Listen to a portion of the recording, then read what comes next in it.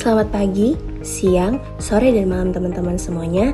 Di sini saya akan menjelaskan latar belakang pada usaha yang kami ambil, yaitu Koperasi Sawit Mandiri Abadi.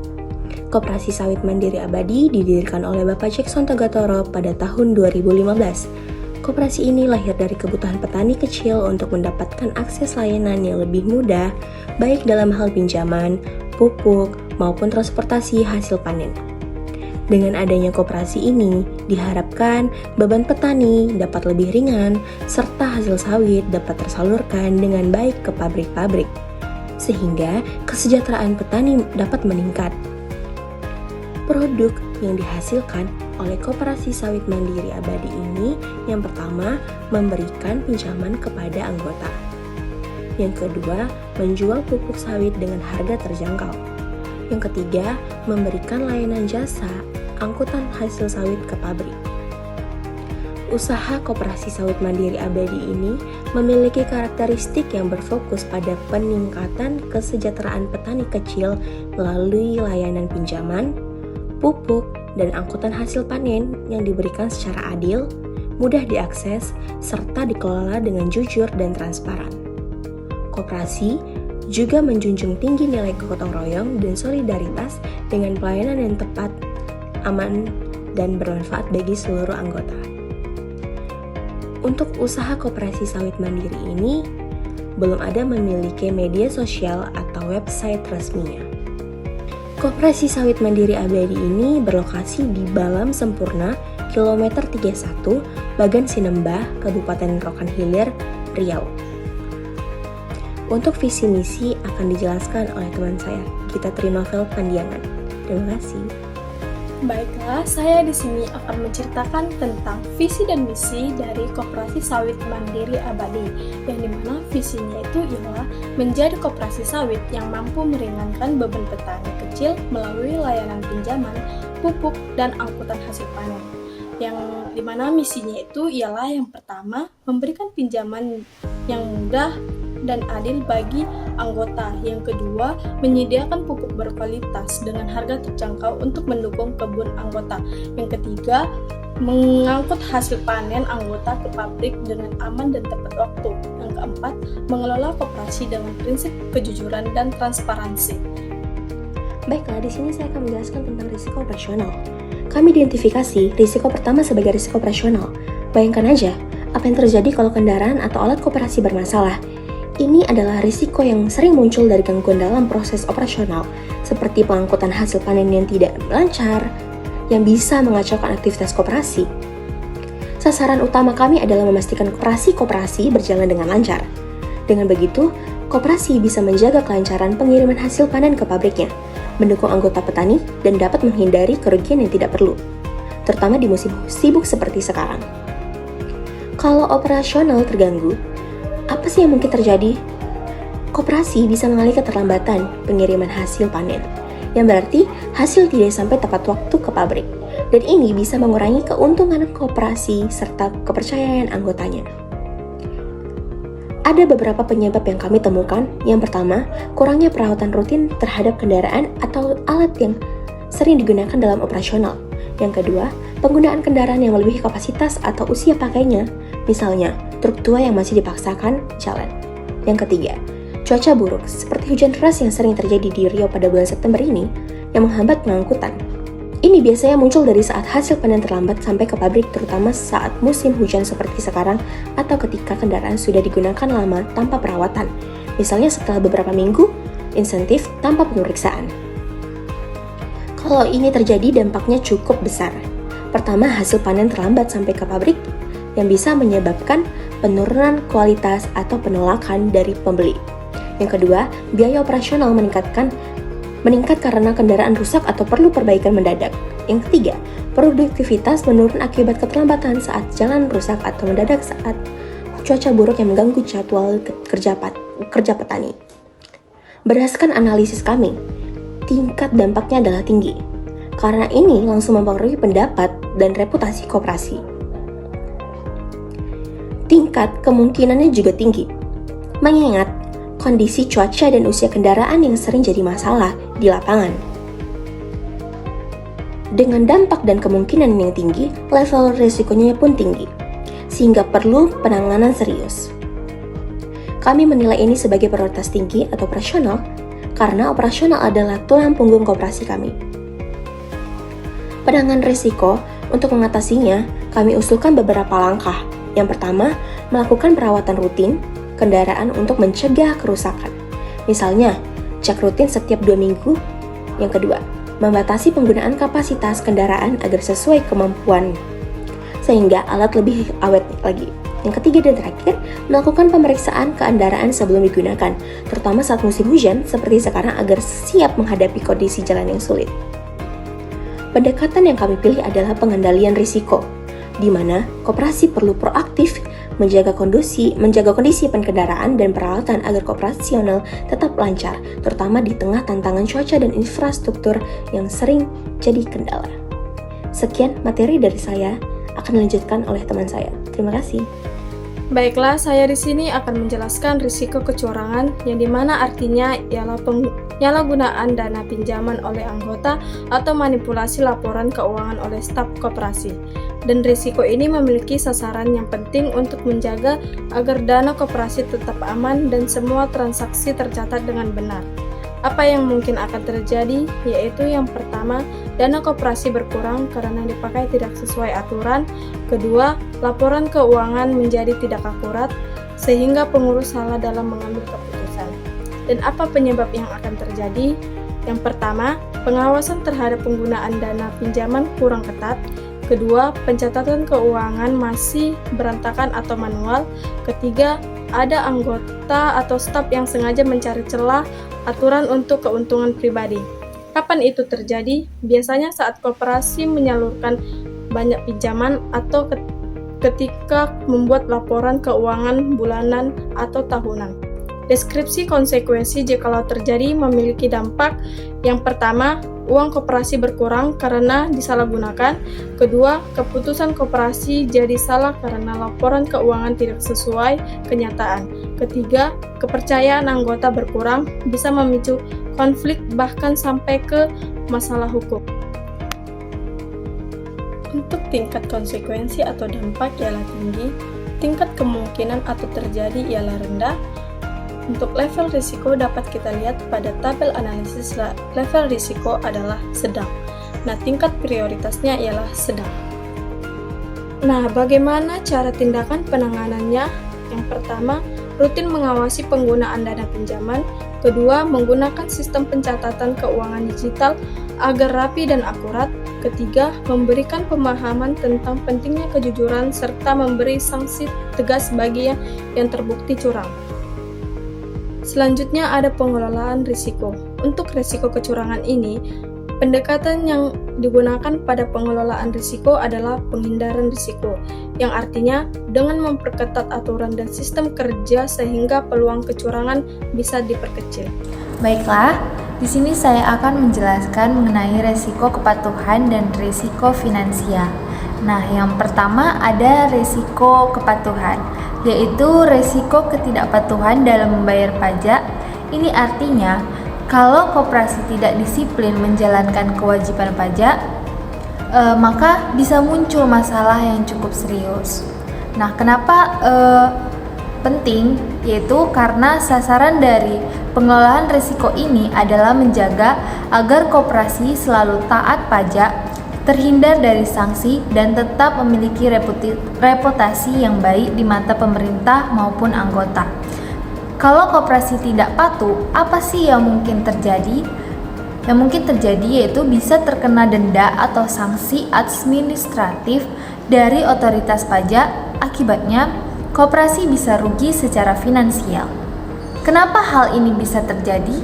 Nah, beberapa penyebabnya itu adalah yang pertama adalah lupa atau lalai bayar pajak tepat waktu. Yang kedua, kurangnya pemahaman aturan pajak. Yang ketiga adalah keterbatasan dana sehingga pembayaran tertunda. Risiko ini biasanya muncul saat batas waktu pembayaran pajak tidak dipenuhi alias melewati deadline. Nah, deskripsi konsekuensinya kalau sampai terjadi, nah dampaknya apa? Yaitu yang pertama, koperasi bisa kena denda keterlambatan. Yang kedua, ada kesalahan perhitungan atau pelaporan, lalu dapat sanksi administratif. Yang ketiga, pembayaran pajak yang tertunda bisa menimbulkan bunga tambah, bahkan penurunan kepercayaan anggota terhadap koperasi. Untuk selanjutnya, mengenai resiko ketidakpatuhan, untuk tingkat konsekuensi atau dampaknya yaitu tinggi dan tingkat kemungkinan terjadinya yaitu rendah. Untuk hasilnya dapat kita lihat pada tabel analisis level resiko, yaitu hasilnya adalah sedang dan tingkat prioritasnya adalah sedang. Lalu, bagaimana cara mengatasinya? Yang pertama yaitu membuat sistem pengingat atau kalender pembayaran pajak. Yang kedua, mengikuti edukasi pajak secara rutin. Yang ketiga, menyusun anggaran dengan baik termasuk menyiapkan dana khusus pajak. Selanjutnya ada pengolahan risiko. Nah, untuk risiko kepatuhan ini, pendekatan yang digunakan adalah penghindaran risiko. Artinya, koperasi harus disiplin memenuhi kewajiban pajaknya supaya masalah tidak muncul. Nah, selanjutnya ada resiko finansial. Nah, resiko finansial ini lebih ke masalah kredit macet, yaitu anggota yang tidak bisa membayar pinjaman tepat waktu. Sasarannya yaitu menjaga kondisi keuangan koperasi tetap stabil. Kalau keuangan stabil, koperasi bisa tetap menyalurkan pinjaman, menjual pupuk, dan menyediakan jasa angkutan panen. Kalau banyak anggota yang tidak bayar pinjaman tepat waktu, apa yang mungkin terjadi? Nah, koperasi bisa kekurangan dana dan otomatis kegiatan operasional jadi terganggu. Kenapa ini bisa terjadi? Beberapa penyebabnya itu antara lain yaitu yang pertama, anggota kesulitan ekonomi. Yang kedua, harga TBS sawit menurun sehingga pendapatan anggota turun. Yang ketiga, anggota punya kebutuhan mendesak seperti biaya sekolah atau kesehatan. Nah, resiko ini biasanya muncul ketika harga sawit sedang jatuh, hasil panen berkurang, atau kondisi ekonomi anggota sedang sulit. Untuk deskripsi konsekuensi resikonya, kalau ini dibiarkan, dampaknya bisa seperti yang pertama, pembayaran pinjaman macet sehingga arus kas terganggu. Yang kedua, pendapatan koperasi menurun. Yang ketiga, jumlah tunggakan meningkat dan resiko kerugian bertambah besar.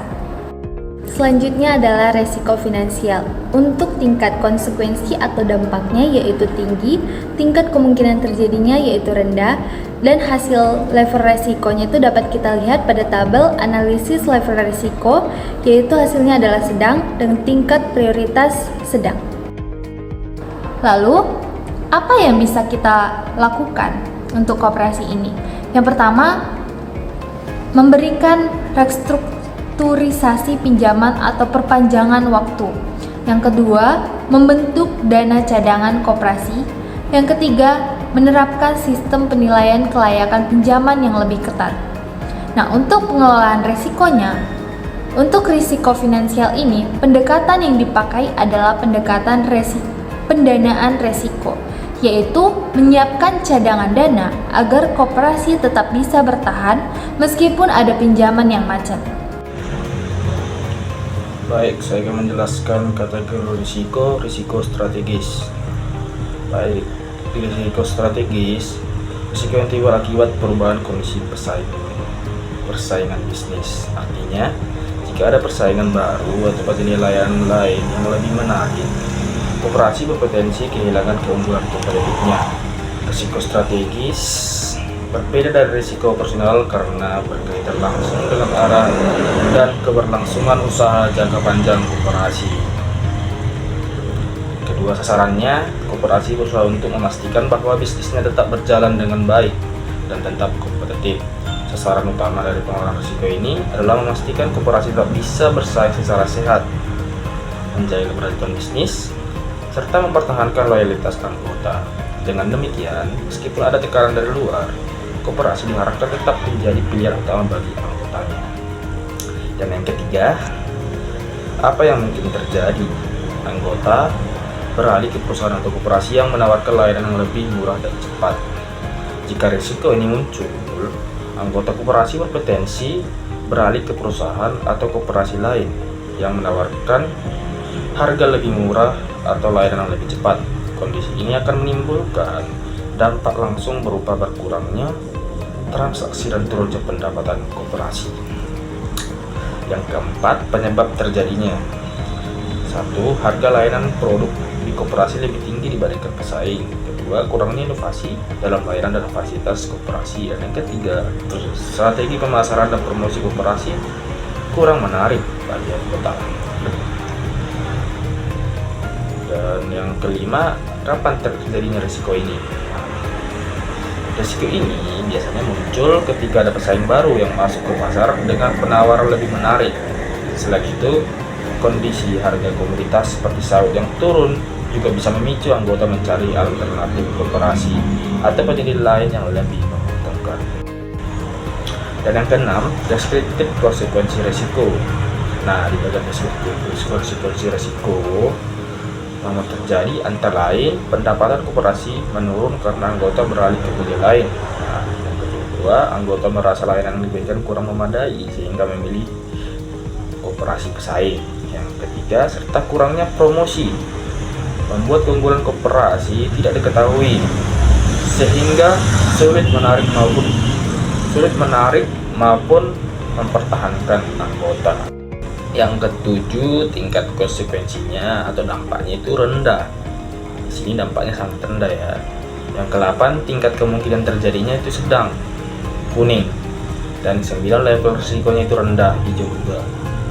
Nah, karena tingkat kemungkinan terjadi sedang dan level risikonya rendah, jadi tingkat protesnya dapat disimpulkan adalah rendah. 11. Tindakan penanganan risiko. 1. Menetapkan untuk menangani risiko ini, koperasi dapat melakukan beberapa langkah, yaitu menetapkan strategi harga yang kompetitif dan fleksibel sesuai harga bandar pasar. Kedua, meningkatkan kualitas layanan dan fasilitas sekaligus menghadirkan produk inovatif agar anggota merasa puas. Yang ketiga, memperkuat promosi. Nah, di sini menciptakan program loyalitas serta meningkatkan komunikasi dengan anggota agar mereka semua dihargai. Pengelolaan risiko. Nah, di bagian pengelolaan risiko dilakukan dengan strategi pengendalian, yaitu untuk mencegah anggota pindah ke pesaing maupun secara korektif dengan memperbaiki layanan dan promosi ketika gejala penurunan loyalitas mulai terlihat.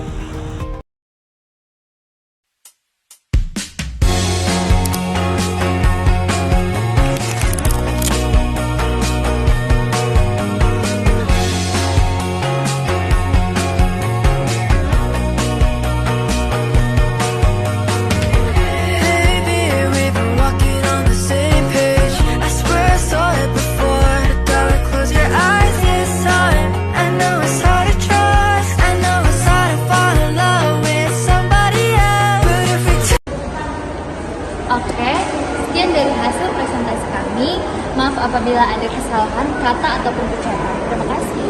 Bye-bye.